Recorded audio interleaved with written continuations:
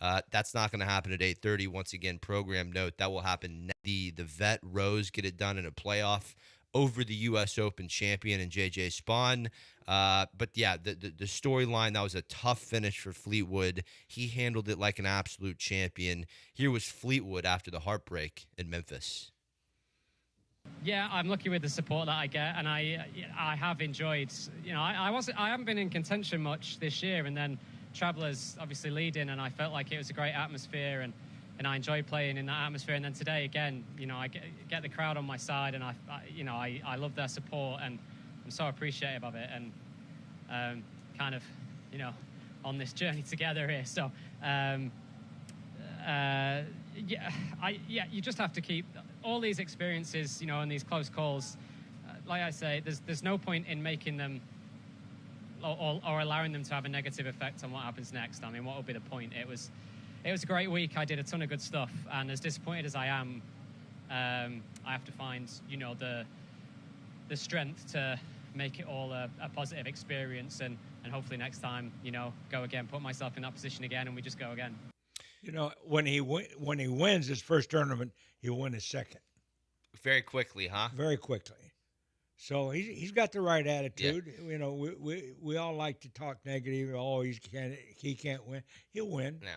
He's won 8 times in Europe. Yeah, that's right. Charlie, for the weekend golfer, club championships going on right now, member guests, what can they learn from Fleetwood just about his reaction and how well he handles losses in this game?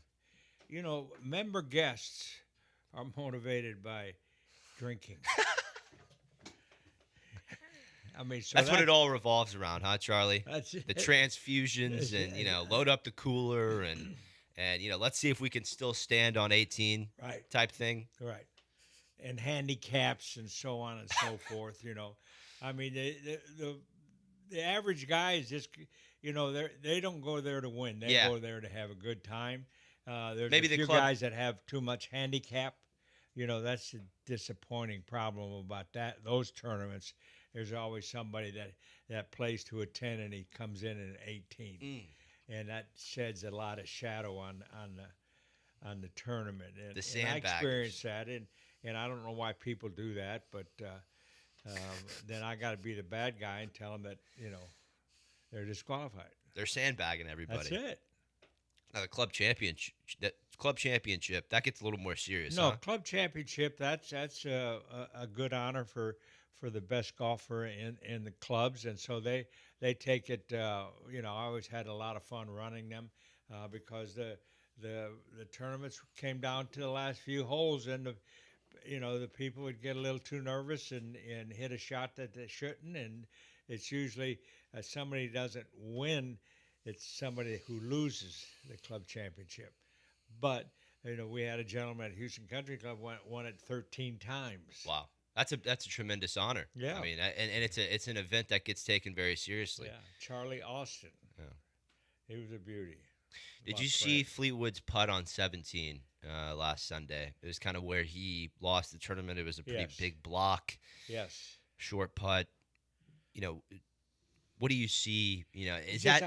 That's nerves? He's thinking about results and not execution, not going through the process.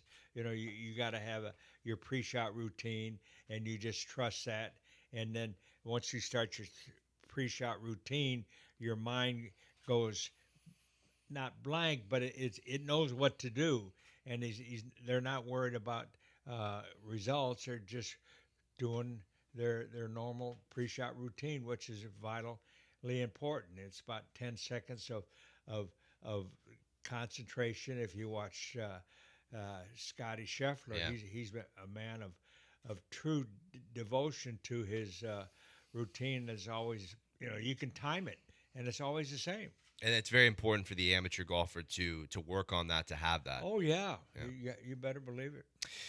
Hats off to Fleetwood. Recovered and rallied back well this week at Caves. 5 under 65 on Thursday at the BMW. He was only 3 back of McIntyre after round 1. He then bogeyed 3 of his last 4 holes on Friday to shoot 1 under, and Tommy now 8 shots back of McIntyre heading into the weekend. He'll still have an outside chance. The players in front of him, though, going into the weekend, experienced closers. Robert McIntyre, 2 PGA Tour wins. Scotty Scheffler, solo second at 9 under. He tacked on more points in Memphis last week with another top 5 finish. Ludwig Oberg is in third place at 8 under. He's in good form. Finished 8th last week in Memphis. You have Hideki Matsuyama, who's 8 shots back at 6 under. He's a Masters champion, playing well with 4 top 20s in a row coming into the BMW.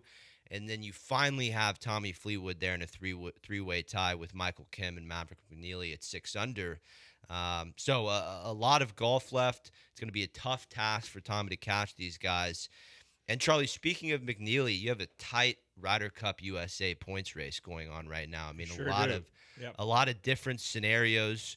1 through 6 on Team USA. That's going to be finalized by Bradley at the conclusion of the BMW. I don't personally see 1 through 6 changing at all. Scheffler, Spahn, Schauffele, they're locked. And then it goes Henley, DeChambeau, and English at number 6. 7 through 12, different story. We're talking about Justin Thomas, he's at 7. He'll be there. I would say Morikawa's place is up in the air. Charlie, he's 4 under through 2 rounds at the BMW, not playing great. We'll hear some sound from Keegan Bradley in the second segment. He's at number 10, coming off 3 horrible performances at the Travelers. His place is not locked as far as being a playing captain. No, Charlie. no, that's and you can see that his mind is not there. It's should I or should I should I name myself? No. So he's got to settle down and he's got to make a decision. Announce you're either going to be the captain or not. This screwing around all the time is going to hurt the team and it's going to hurt him. He's not going to make the team. Yeah. And Rory, a number of other players spoke about it this week. We're going to hear that in the second segment. A lot of the Americans seem supportive of Bradley, but Rory was very quick to say that it's not possible. Rory said he was asked to be a playing captain, didn't get specific on the year, said he was asked to do it in the future, and he turned it down very quickly. So we'll get back to that on the other side. McNeely is at 11. And he is someone who needs 2 solid weeks to end the year to make the team. He is answering this week. He's tied for 5th through 36 at the BMW. But the 3 names, Charlie, for that 12th spot, Cam Young, Patrick Cantlay, Sam Burns, I think they're all playing for a spot on the Ryder Cup over the next 2 weeks. Yes, but we really, just like what Keegan Bradley's going through, you got to make a decision like Rory did. No, I don't want to be the captain. Boom, that's it. Yeah. It's over with. He would have probably if he hadn't been the captain, he would have probably made it on his own 2 weeks ago. Yeah. Because he was playing so good, and he's such a, he reminds me a lot of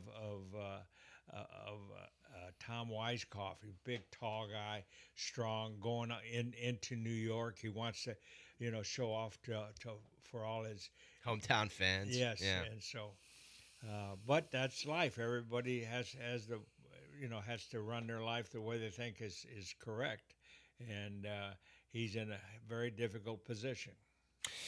A lot of people going into this week felt like Patrick Cantlay, regardless of some bumpy play over the last month, a lot of people seem to think he was sealed for a place in the Ryder Cup, and let me tell you that is far from the case right now.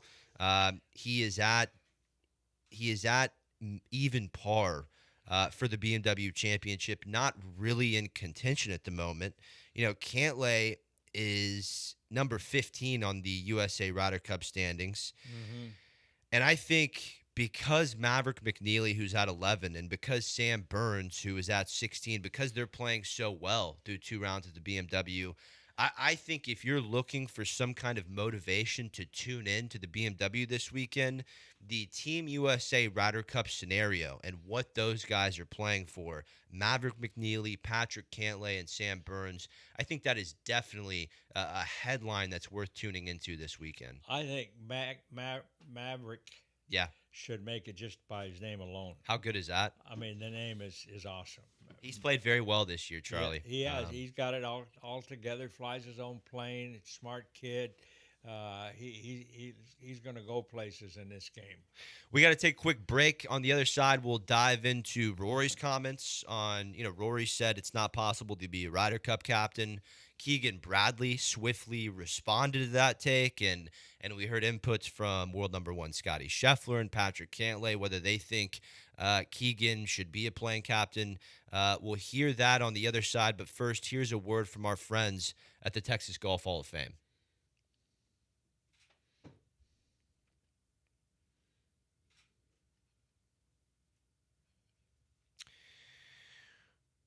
We'll get back to that clip from Mike Booker and the great people at the Texas Golf Hall of Fame. Always appreciate their support. We'll be back after this. The Charlie Epps Golf Hour presented by Insperity, HR that makes a difference.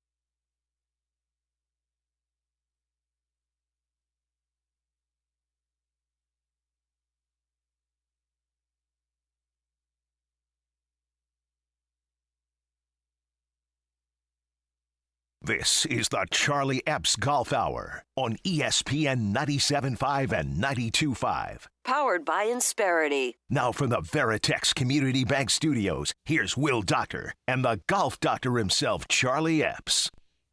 Mike Booker, chairman of the Texas Golf Hall of Fame and holder of a record number of Texas Golf Association championships. The Texas Golf Hall of Fame is the foundation of golf in our great state. So many great individuals, Ben Hogan, Byron Nelson, Kathy Whitworth, Ben Crenshaw, and many others, lead the way in making golf in Texas known around the world. Now you can experience the history of Texas golf digitally at texasgolfhof.org and share with your family and friends. See you on the course.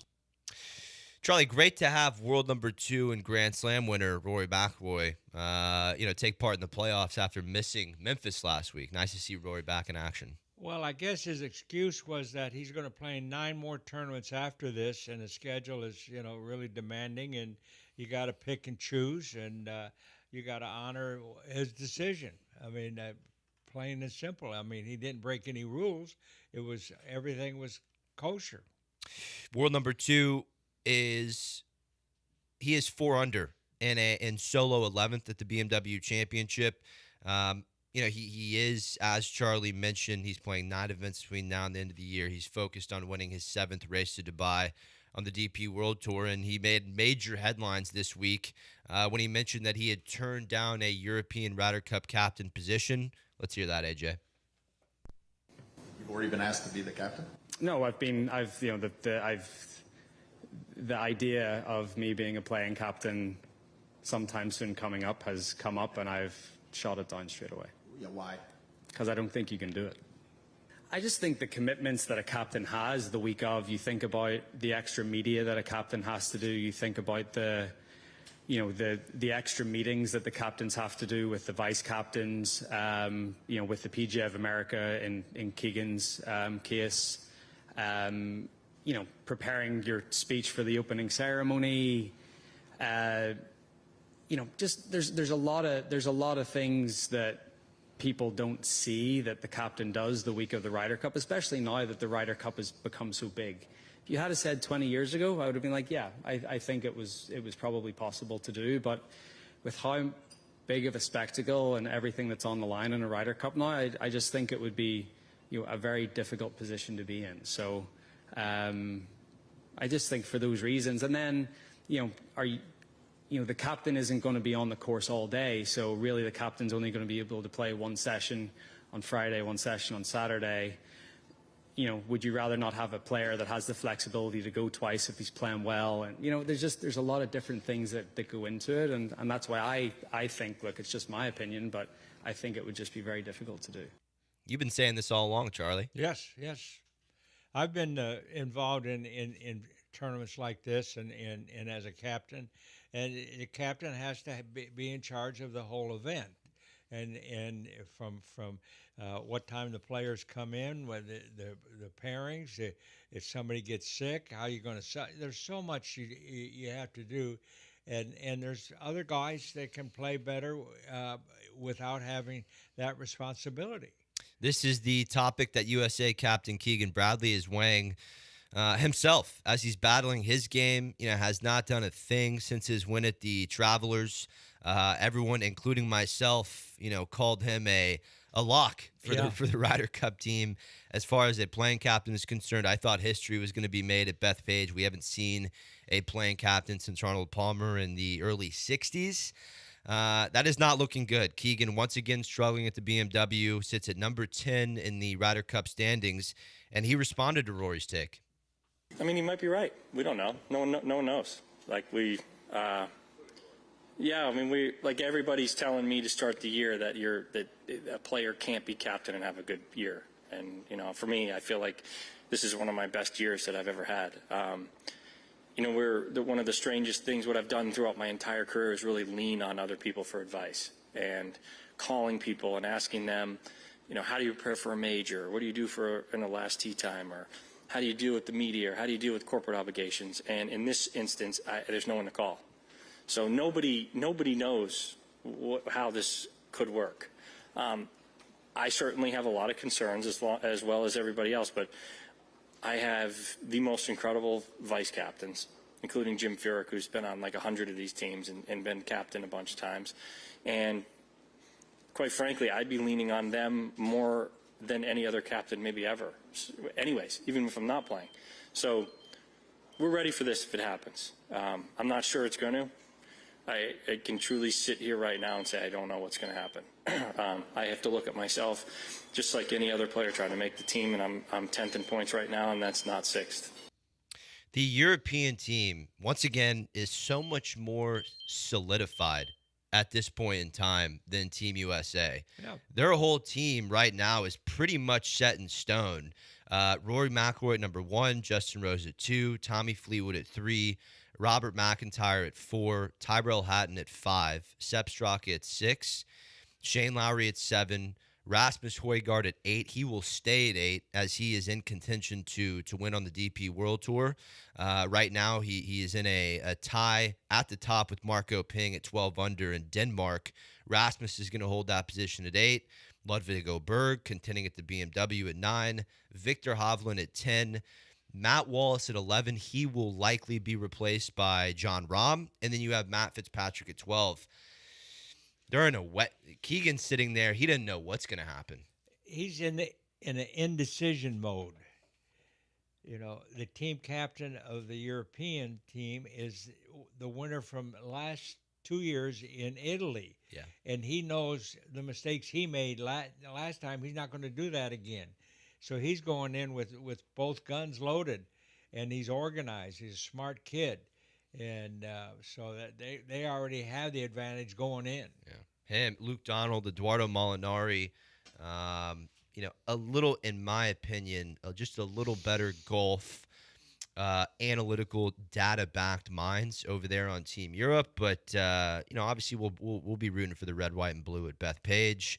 Couple players chimed in on the situation over the last several weeks, including world number one Scotty Scheffler. He was asked about, his thoughts on Keegan as a playing captain, what it's been like to have him inside the ropes. Here was Scheffler. He leaves some messages in our locker every now and then, a lot of text messages. I just feel like since Keegan is out here a lot versus some of the other captains we've had in the past, not that they did a bad job. I think it's just different having him here week in, week out. He's a guy that we know well. I loved all our previous captains, but I think it's just different when we're showing up. It's like, hey, you want to play a practice round this week? We see him in dining. He's just around a lot more, and so I think there's more opportunities for him to be kind of a part of our lives out here, and I think that's really important as he steps into that captain role, knowing the players as well as he does. That's right. I mean, he should be almost playing a couple weeks before there. He's got to be in New York. He's got to be planning. He's got to be ahead of the game. Yeah. And he's got a lot of distractions, and some of them are not good. You look at Bradley's performance since the Travelers: 41st at the Rocket Classic, 30th at the Open, miscut at the Wyndham, and 44th last week at the St. Jude. Things are not getting better this week. He's tied 32nd at the BMW 2 over Patrick Cantlay, who is far from a lock for the Ryder Cup. He also gave his 2 cents on the American captain situation as far as Keegan playing. Cantlay, another guy on the outside looking in, but here was his comment on the American Ryder Cup squad. That's definitely something where I'm just focused at the task at hand and worrying about these 2 weeks to close out the season. And then once the season's over, then my mind will kind of shift towards that if that's, in the cards for me. Keegan and I play a lot at home, so it's just kind of a normal Tuesday. All right, let's go to Doug right here and then over to Adam. Two things. Would you pick yourself for the Ryder Cup, and if so, why? Fortunately, that's not. I'm not in that predicament. Keegan, however, is in that predicament. I'll tell you, if I was the captain, I'd pick Keegan. I think he's played great. The team, regardless? Not regardless. I mean, I think he has a lot of responsibility that week, and so if he feels that he can, play golf like a normal week, given all his other responsibilities, I'm just saying that, if I was the captain and I was thinking, I think he's definitely one of the best American players, and his results have shown that. This is going to get messy, Charlie. Promise you. Well, I mean, here again, the day of the first round in the Ryder Cup is so important. When's he going to play himself, number 1 or number 12? Yeah. And then once you get on the golf course, and all of a sudden these guys start losing, oh man, now his mind's not going to be on his game. Yeah. Anyway. Yeah. No, I think we've driven this nail into the 100%. into the ground. 100%. The bottom line is Keegan needs some major heroics on the course over the next 2 weeks to be the playing captain, as does Patrick Cantlay, as does Sam Burns, and as does Maverick McNeely. The rest of the Ryder Cup team there is looking like it's in position. We'll take a quick break. Here's a word from our friends at Insperity, and business owners need to head over to Insperity.com. Especially if they feel like their walls are closing in. The obstacles to growing their business are far too overwhelming. Charlie, Insperity is where they need to go to take the load off themselves. Insperity, established in 1986, and now in 2025 is one of the leading HR companies ever. And only because they were experts in small businesses.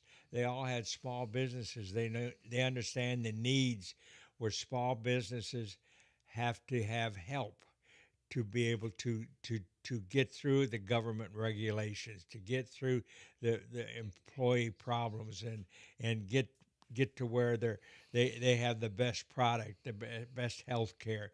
And we've seen them grow all these years, and they've done it just perfect, if you will.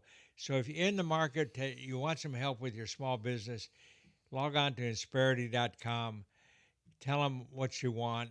They'll say, well, we can help you or we can't. But you know one thing, it'll be an honest assessment of where you stand, and I guarantee you your business will go straight up.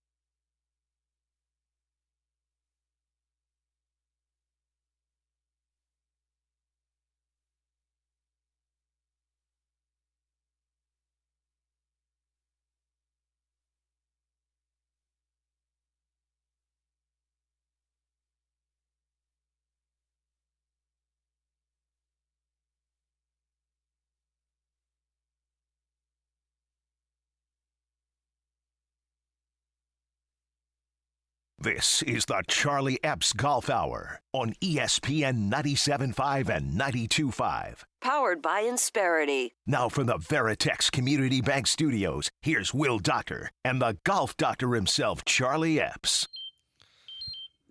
Let's start with this as far as the questions are concerned. I want to get Charlie's take here. Gary Player made some interesting comments this week about having a bowed wrist at the top of the backswing. See a lot of players get to that position. Gary Player, obviously one of the best of all time. Always have to hear when he has a comment on the golf swing.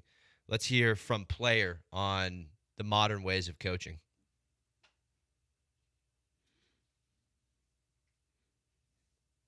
Going to bring you down to a zero handicap.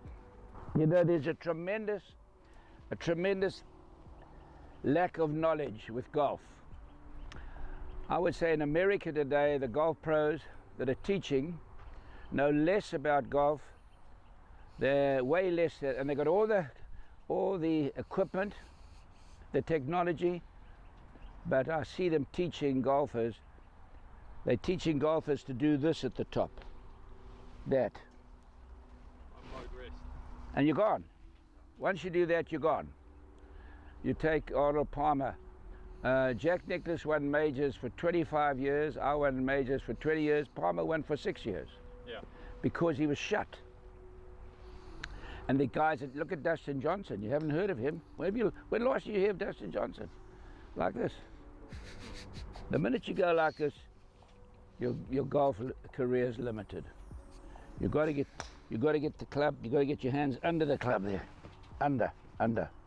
And you see what they're doing. They did it with Jordan Spieth. They did it with Ricky Fowler. Now those two guys, Jordan Spieth, I think, is the best golfer in the world. But in my opinion, he was taught the wrong thing. And he just went downhill. If you had a man like Ben Hogan teaching Jordan Spieth, he'd be the best in the world. Because he's the best who ever lived. Huh? He might be the best that ever lived. He's such a competitor, such a wonderful man.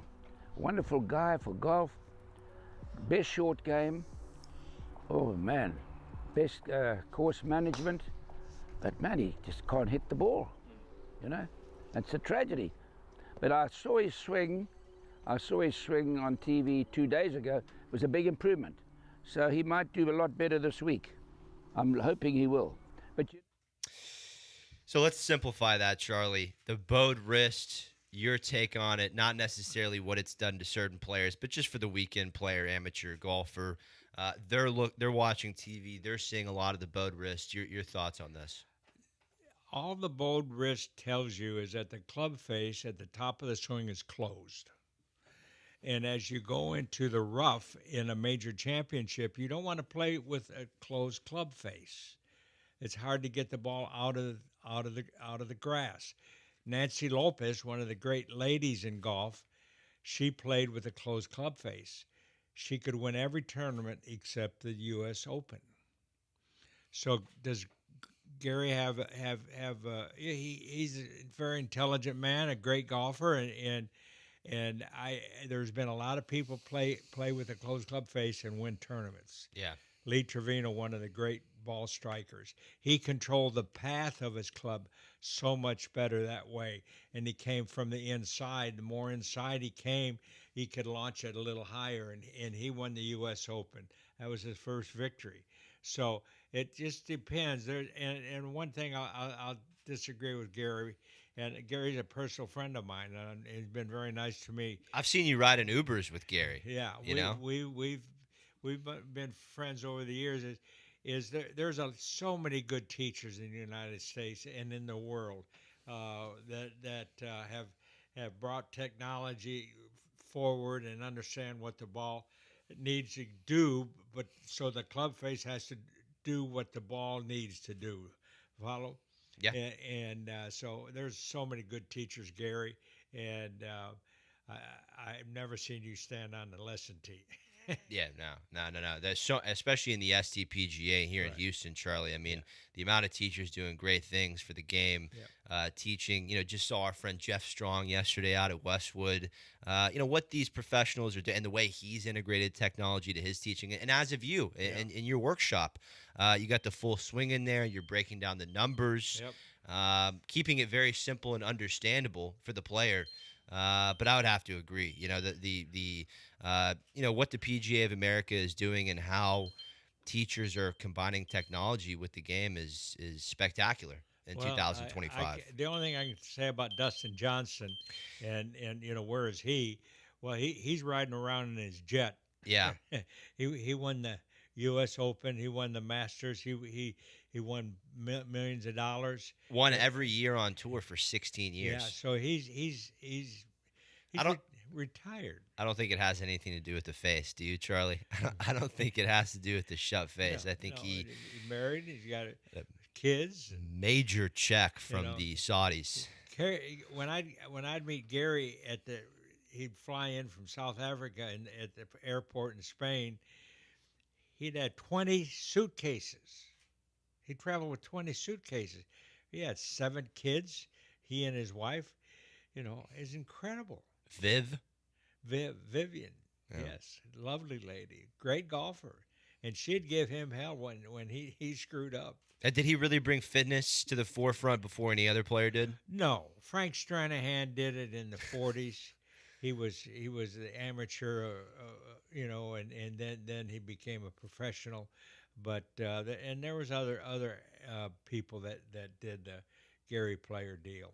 Charlie, I want to talk some putting. It's been mentioned a couple times, this week. The reason I wanted to get Mike Kansky on the show, he is a putting specialist at the Phil Kenyon Academy. Phil Kenyon's obviously worked with Scheffler and with Rory McIlroy. Kansky works with Robert McIntyre and Højgaard. And also, Phil Kenyon also just started working with Patrick Cantlay, and Cantlay mentioned that Phil has really improved his putting here over the last 5 weeks. But a lot of them are bringing up one thing, and that is keeping the club, the putter head, square through impact. And we've seen, Charlie, putting companies, the lab putter come out, try to help the amateur keep the club, the putter face more square. On a professional level, you're seeing it done through coaches. Can you help us understand, how to have a square putting face through impact? Sure, and I want to take a page out of Tom Landry's coaching philosophy, and I was able to play golf with Tom Landry, the great coach at the Dallas Cowboys, and won so many, Super Bowls, and he was a great player himself. And I said, I asked Tom, I said, how did you win so much? How did you get your players to buy in and win so much? He says, Charlie, I convinced them that they were only going to play as good on Sunday as they practice on Wednesday. So in any sport, in any activity, it's your practice routine. Do you spend enough time in the gym? Go shoot 700 free throws every day. Try that on.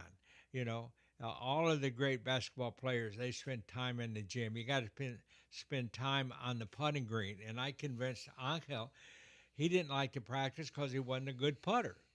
And I said, well, the only way you're going to become a good putter is have a sound philosophy, square face at impact, at the direction the ball needs to go, because you got to understand what the green is going to do to the rolling golf ball. So you got to start at one direction so it can end up at another direction. But then you got to have a pre-shot routine. You got to have a practice session that accomplishes a swing path. I used a teaching aid called Inside Down the Line to control the path of the club to get the ball. In left to right putts, most people will try to hit the ball at the hole. They won't hit it away from the hole. It's counterintuitive. So you've got to have the face aim in the direction you need the ball to go. But it's going to come with practice drills, and good supervision. So were most of Angel's drills, was it block practice to where, you're setting up your the device you just Right. said from 5 to 6 feet? Is he going around the hole working on putts inside 15 feet, lag putting? What Well, what did that routine look the like, Charlie? stroke really philosophy is every putt is a straight putt, but sometimes that straight putt you're not putting towards the hole. You got to put it here to the left so the grain and the break's going to take it to the hole. So you've got to have that discipline to hit the ball where it's not going to end up. Counterintuitive, but once again, good supervision. I've seen a lot of good teachers on the putting green, and now there's so many different putting uh, teaching aids. Yeah. Um, so that's it's just the guy that makes the repetition and the tennis player, how many hours they practice for their hours of competition. So it's practice, practice, practice. Jason Day says he spends 5 to 6 hours a day on the putting green. Yeah, yeah, yeah. You hit the most shots in a round on the greens. Yeah, that's right. Charlie, when I first met you, I had been taught growing up with the putter, to not break the wrist ever.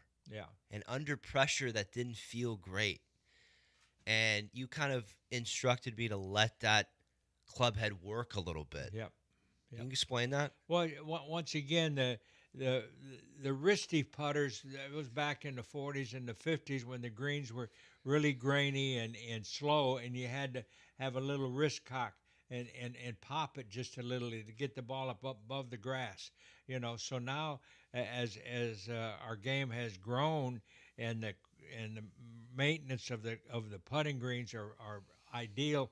There's just like the golf courses where the speed is with gravity and with the lack of heavy grass or grain on the green, so you don't need that little flip in the putt. You'll see every now and then somebody can do it nowadays, but for the most part the hands are quiet. That's gold, Charlie. We got to take a quick break. Here's a quick word from our friends at the Texas Golf Hall of Fame.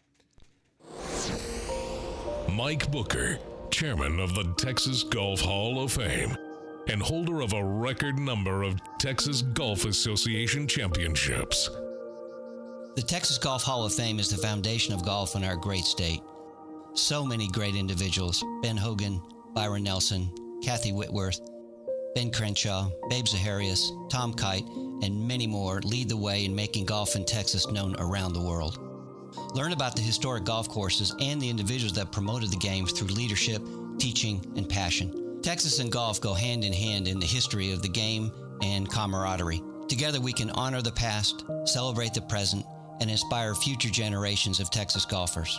Golf is a sport for everyone, and I encourage you to experience the history of Texas golf digitally at texasgolfhof.org and share with your golf family and friends. That's texasgolfhof.org. See you on the course.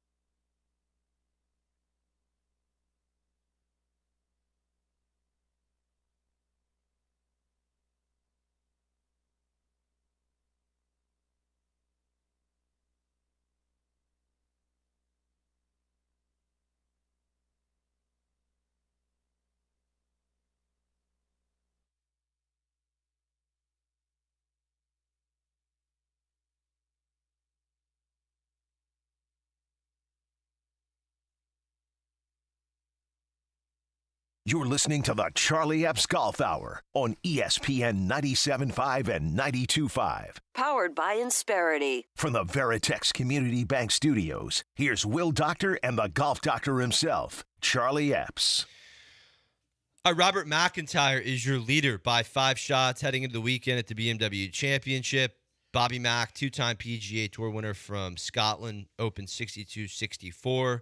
Scotty Scheffler's in solo second at 9 under. Ludwig Oberg is in solo third at 8 under. Charlie, just wrapped up a little putting discussion. Do you have a little something to add there? Well, also the golf in Houston, Texas, and in Houston and Texas itself has got a great Hall of Fame. There's no doubt about it. But just as Mike said, there's so many great players, but as so many great players, there's so many great teachers. And we start with Harvey Pennick and Dick Forrester, who used to be a great professional at Houston Country Club, a good friend of mine.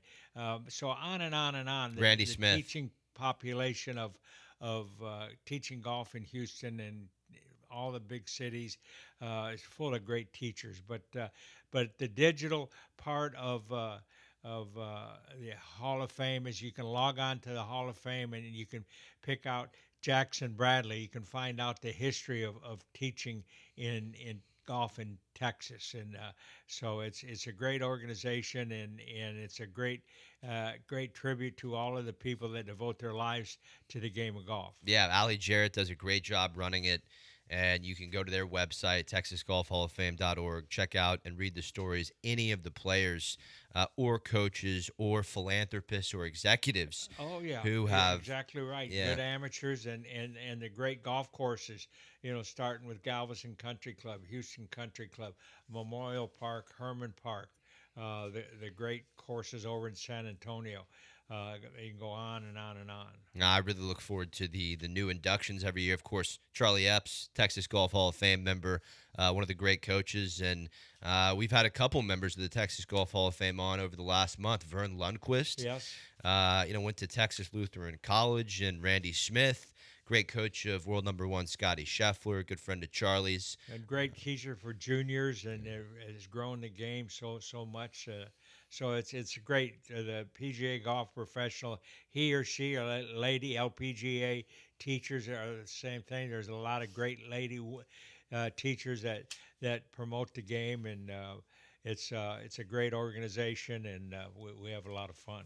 Our thoughts are going out to Ted Scott this week. Speaking of Scotty Scheffler, Ted Scott had to go home to Louisiana, take care of some family things back home, and he left Memphis last week after the 3rd round. Brad Payne, who's the president of the College Golf Fellowship, was on the bag for Scheffler last Sunday, and they did a great job. And really, Scheffler should have won in Memphis by 2 or 3 shots had he not been burning edges with the putter all afternoon, and really he was hitting great putts, Charlie. He had putted well all week in Memphis and just started burning some edges there on Sunday. But back to the point, Brad Payne not on the bag this week for Scheffler. Instead, Chris Kirk lent him his caddy, Michael Cromie. Let's hear from Scheffler on the temporary switch. Yeah, it's been good. Mike's a great guy. He works really hard. He does a good job, and we're both learning a new golf course this week, so it's been fun. Does that change preparation at all and how you go about it? More talking with him, just kind of getting to know what you like, how he works? Yeah, I mean, he'll ask some questions about things that, basically he's just going to try and, fill in as best he can this week, and, just ask him little stuff. A lot of it is just more routine, like, hey, how do you like me to give you the numbers? And when I say I'm hitting a hold shot, he's like, well, what does that mean? And just little stuff like that we're figuring out as the week goes on. And I'd say most of it's just little stuff like that. He's like, hey, do you need me to, what's your hydration? When do you like to eat? Just little stuff like that. I think there's a lot of little stuff that caddies do that go kind of unnoticed throughout around, and Michael's doing his best to try and figure those things out. And I'm trying to also help remember what those things are as well. What was the process? Did you know him a long time, or kind of how? No, so Ted's good buddies with him. I always liked him. He's a young guy. He works hard, and Chris was very nice to let Cromie come work for me this week. he had a good finish to the season. You know, he was a little bit on the outside looking in, but played really good and was close at the end. And so it was, you know, really nice of him to kind of loan his caddy to me for the week. You know, that was very kind of him. Well, Charlie, Ted Scott, you know, he's 10th on the PGA Tour money list if he was a player. So, you know, 1 week now. At the same time, our thoughts are with him. His whatever he had to go home to attend to has not been made public. Our thoughts are with him. I think the world of Chris Kirk, and from what I've seen through 2 rounds, Michael Kami looks like a great caddy. Oh, it's everybody out there on the PGA Tour. Everybody's a nice guy. Yeah. They want to help each other, and it's just you play the game and you're working around the game. You want to make it better, and this is just an example of how players can help each other and be competitors at the same time. Have you spent a lot of time around Ted Scott? Oh yeah, Yeah. A caddy with for Bubba. For Bubba. Was he around before then? Did he have someone else? I can't remember. But you know, the caddies, you don't go out to dinner with them, you know, or anything like that. They really get to know them, but you meet them on the driving range and you have a casual conversation, and it's a fun part of the game. Started with Ted Scott. Started with Paul Azinger, one of his earliest experience. Then went to Grant Waite, who Tiger beat in a playoff at the RBC Canadian Open when he hit that 6-iron out of the right bunker. Yeah, he's never been the same since. Yeah, no. He's actually, that's Victor Hovland's coach now, Grant Waite. Ted Scott, Omar Uresti, Bubba Watson, and then Scotty Scheffler. And Charlie, speaking of Chris Kirk, what a finish he had to the year. Finished 51st on the FedEx Cup standings to miss the BMW by 1. And you know, there was a lot of people mad this week, Charlie. A lot of people mad because Ricky Fowler got into the playoffs after earning 50% of his points at events where he earned sponsors exemptions into. But you know why he got the sponsors exemptions? Because he puts boots on the ground.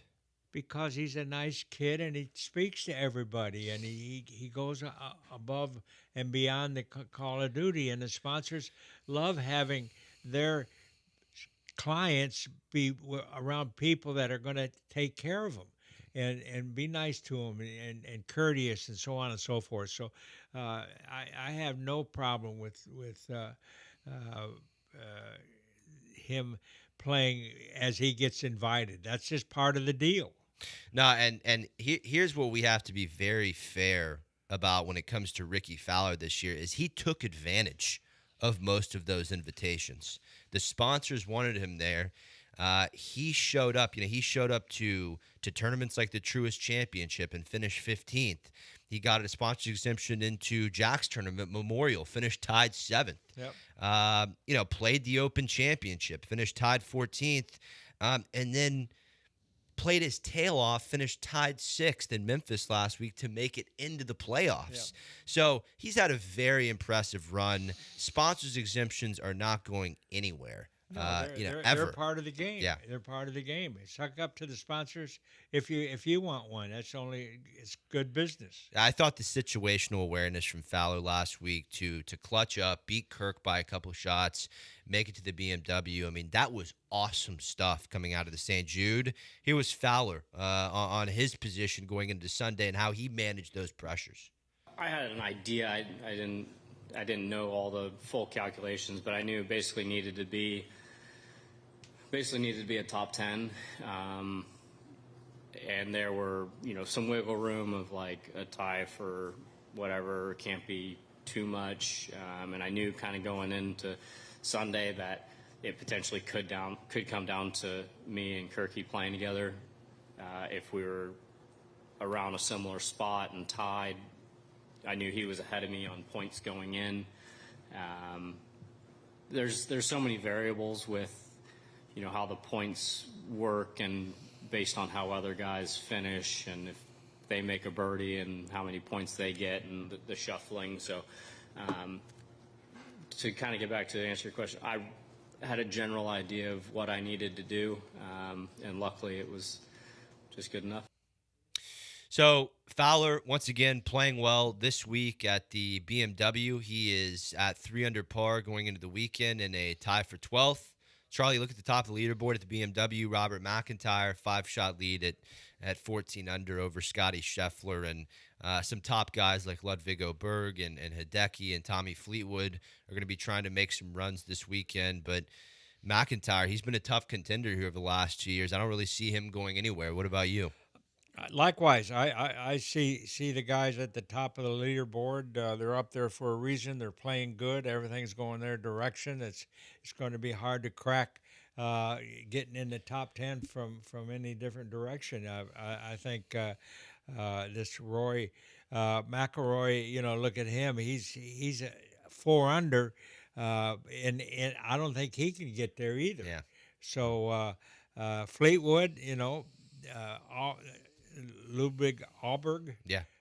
He might have a chance. He can shoot. He can go low. He can shoot a 62, and that's what it's probably going to take if you're going to come from 4 or 5 shots behind. I think that it's easy for the leaders. They're going to shoot 68 or 60, 66, 68. Yeah. So the winning score, I mean, it's going to be somewhere around 20 under, isn't it? Yeah. Really excited for the Tour Championship next week, the finale. Really love how they went away from starting strokes. Charlie, everyone's going to start at even par. Yeah, I think that's a good, true golf. You make the top 30 players on tour. Now you got a chance. Yeah. And I hope the 29th player wins. Well, wouldn't that be something? They need to cash more than the guys that are already. Yeah, no, that's exactly how it can work. I mean, 29 or 30 could win next week, and all of a sudden you're the season-long Tour champion. And if you're one of the 30 players who make it to East Lake at the end of the year, you should have that opportunity, 100%. Charlie, well done today. Thank you, AJ, behind the ones and twos. We'll see you next week on the Charlie Epps Golf Hour, presented by Insperity HR that makes a difference.